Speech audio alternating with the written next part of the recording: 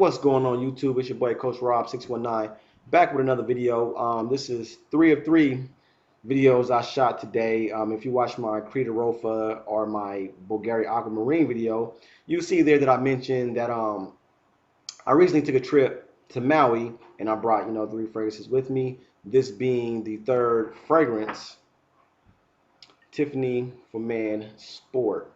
Now here goes the box. Now with this one, I want to bring this with me to Maui, test it out, because like the others, I thought it would be good for the climate. It's nice. It's a nice citrus, kind of aquatic, smelling freshy.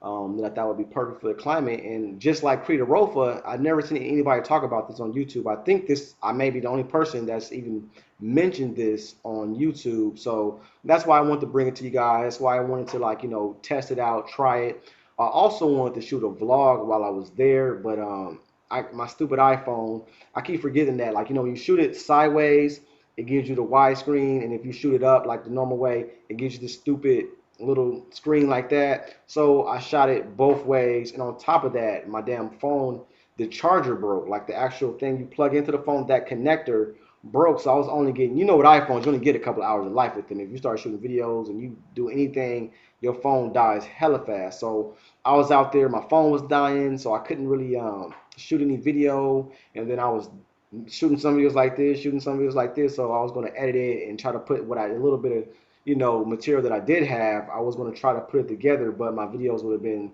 one scene would have been wide, and the other scene would have been like black on these sides and a little video right there. So it would have looked stupid, and I didn't want to shoot it. But what I did do, the little bit of videos that I did take, I put on my Instagram page, would be over here somewhere. So if you're interested, go check out my Instagram page. You can scroll through, see some of the shots that I took, and you can see some of the small videos that I shot while I was out there in Maui. Had an excellent time. I was out there for I think a whole week or a little bit over a week. So had a great time and really enjoyed it. And like I said in the last video, go out there if you haven't.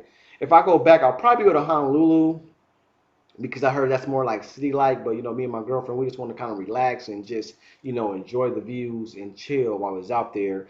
But we definitely had a good time with scuba diving and I mean not scuba diving, but snorkeling. And I shot some underwater videos, so those are pretty cool too. So go to my Instagram page, check it out, see what you think. So to get back into this review, Tiffany for Men Sport definitely smells good to me. To me, this is probably one of the best sport fragrances in the game. This will be top 3 in my opinion. Only behind Dior Homme Sport 2012 is #1, and Chanel Allure Sport is #2. This would be #3. I think they're one of the best designer sport fragrances that you will find. Now, I could be wrong, but I think the perfumer that made this also made Bleu de Chanel. I thought I read that somewhere back in the day when I was researching this. So they do smell kind of similar. So to get into the similarities of that and Krita Rofa, I said Krita Rofa smells like Bleu de Chanel and Millesime Imperial. Tiffany for Men Sport smells like Bleu de Chanel and Calvin Klein CK1. I don't know if you guys remember that fragrance, but back in the day, that probably was one of my signature scents.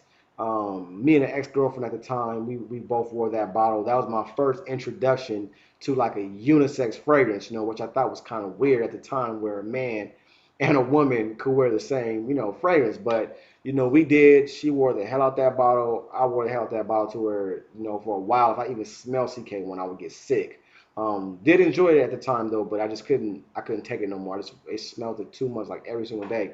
That's back when, some people are still like that, when you have like 5 bottles in your collection or like 3 bottles and you literally wear the same fragrance every single day in, day out.